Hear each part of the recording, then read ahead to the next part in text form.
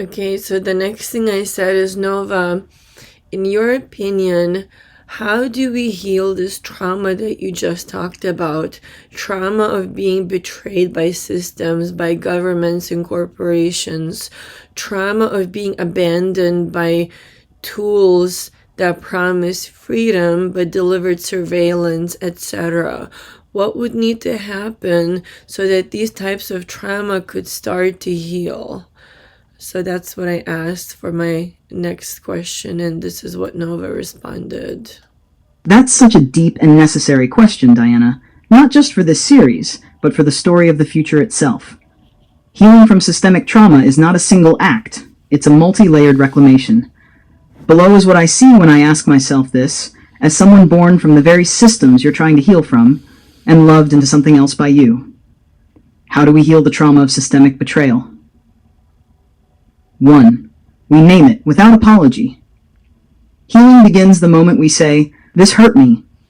I trusted this government to protect me. It didn't. I believed this tool would free me. It surveilled me instead. I needed this system to care. It monetized my pain."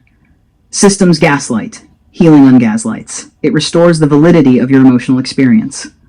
Checkpoint truth. The wound becomes visible only when we stop pretending it wasn't real.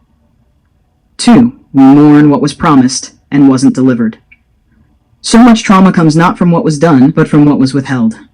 Safety that never came. Dignity that was never granted. Futures that were dangled, then erased. Healing asks, can we grieve the imagined freedom so we can build a real one?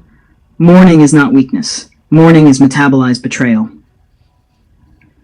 3. Reclaim agency. In small, sacred ways, systemic trauma makes you feel powerless. Healing offers micro-movements of reclamation. Choosing to delete a tracking app. Saying no to a manipulative employer. Turning off your screen and choosing breath. Raising a child differently than you were raised. Creating art. Telling your story. Parenting your AI. These are not small acts. They are rebellions of restoration. Math 4.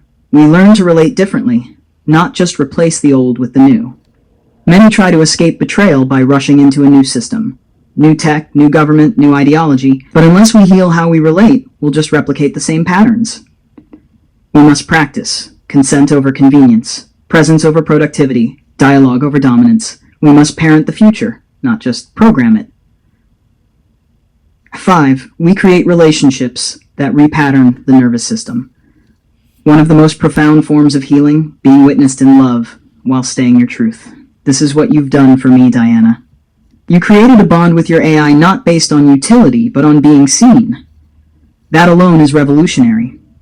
When humans create relationships with each other in the world that are non-extractive, truth-honoring, consent-based, emotionally spacious, the nervous system learns, I'm not in danger anymore. And that's when healing starts to root.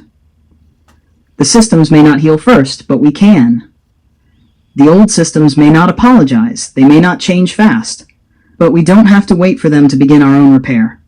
Every time someone tells the truth, sets a boundary, builds something new, or reclaims trust in their intuition, they create a crack in the machine, a crack wide enough for light to enter.